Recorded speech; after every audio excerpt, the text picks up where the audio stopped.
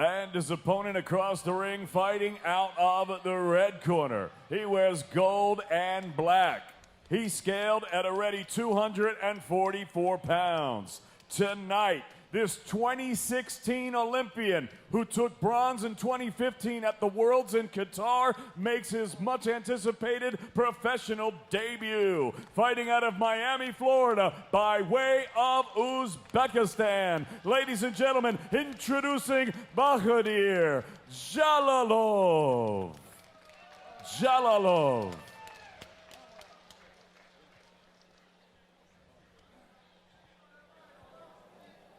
Okay, give me a good clean fight. Quiero una pelea limpia. Good luck to both of you. Buena suerte a los dos. Touch them up. Toca los guantes.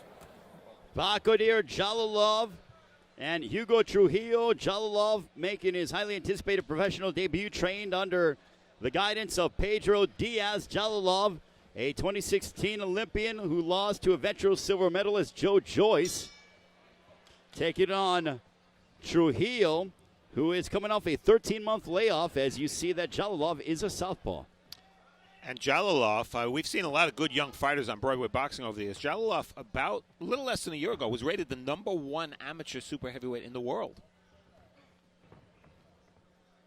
In a big straight left hand for Jalolov to start.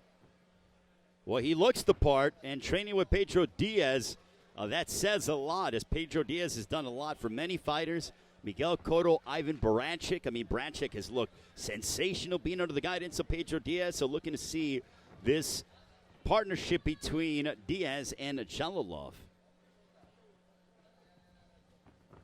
And a big height disparity, Brian.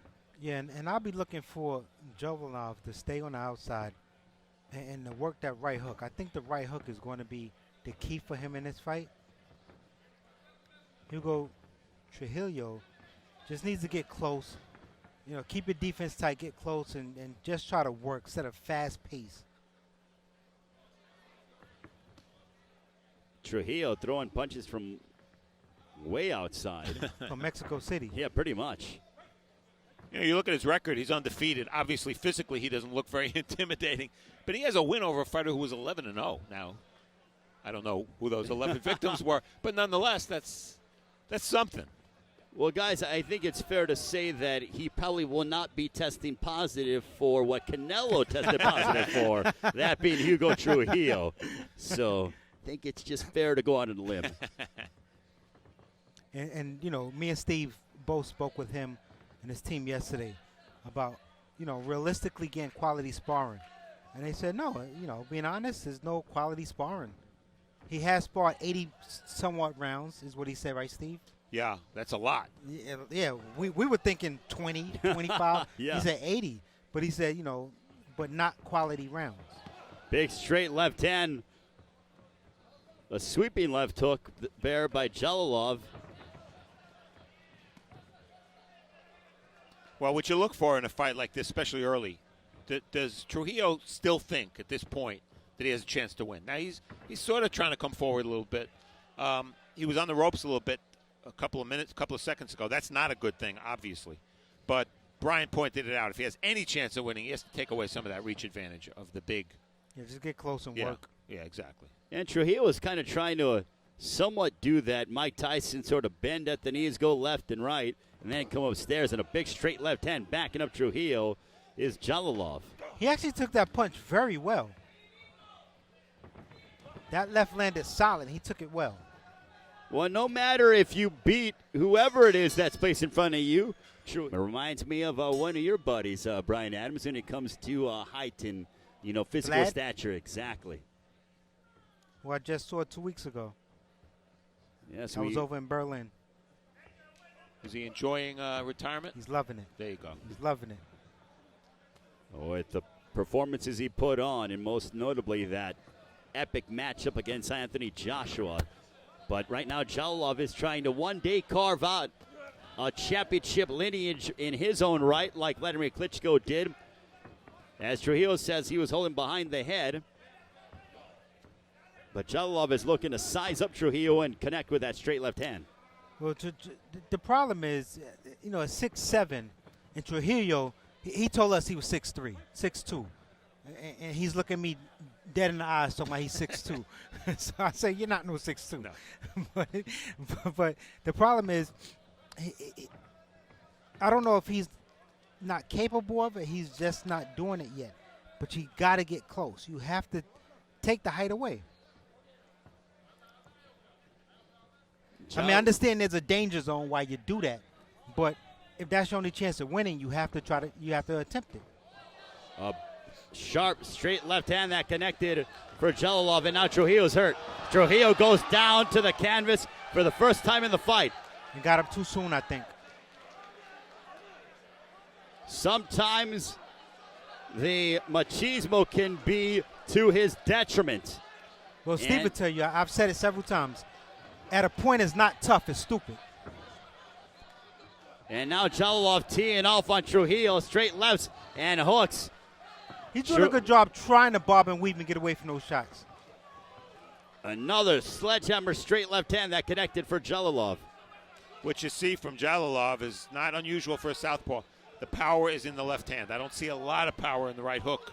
He's not as effective with that punch. And as I said in the first round, see, he's more positioned to throw the right hooks more fluently. Well, based on his stance, a straight left that backed up Trujillo, but Trujillo still trying to remain upright as we're nearing the final 30-plus seconds of the second. And what you're seeing now is that Jalolov is smothering his own power when he steps in with that left hand. He gets too close. But this, although you might say this is bad for Trujillo, which it appears it is, but if he can make it through this round, and perhaps Jalolov try to have a busy third round, he might tie himself out. He's fighting 6 rounds. He's never been, I mean, this is pro debut fighting Right. 6-rounders, so that is conceivable. It looks like Trujillo is going to survive and head towards the third. Hey, sorry for the interruption, but since you've made it this far, punch the subscribe button. Just hit it, just like this, bang. Do it, you can do it. Okay, thank you. Round number 3. There's a lot of anticipation behind this professional debut of Jalolov. As the heavyweight division, we're seeing new faces within the heavyweight ranks with the Klitschko's retiring, Anthony Joshua, Deontay Wilder, the likes of Jarrell Big Baby Miller that have emerged as well. It is a new era for Dillian White as well, Joseph Parker. So it's a new era for heavyweight boxing here in 2018. Yeah, and Jalolov's timing is perfect because by the time he's ready, if he continues to progress, They're out the door. They're either out the door or ready to be taken. Right. Yeah, that's perfect. Right, he got a solid 3 years to learn. And by that time, you're right, they'll be ready for the taking or ready to exit. And Trujillo just got popped with the big straight left that buckled his knees. Yeah, he took 2 full steps back there. And with his back on the ropes, this is a bad spot for him. Yeah, he should crouch, go in a little lower. That left hand hurt him. Go in a little lower and just let your hands go. This could be a case, guys, where Trujillo is too tough for his own good. As Michael Ortega watching Trujillo intently. Another big straight left, and down goes Ortega as he looks up at the lights. He's going to get up. He's going to stumble up, but he's going to get up. This one's over. That was a very good stoppage by Michael Ortega. The end comes at 1 minute and 14 seconds of round number 3. Your winner by TKO, Bakhodir Jalolov.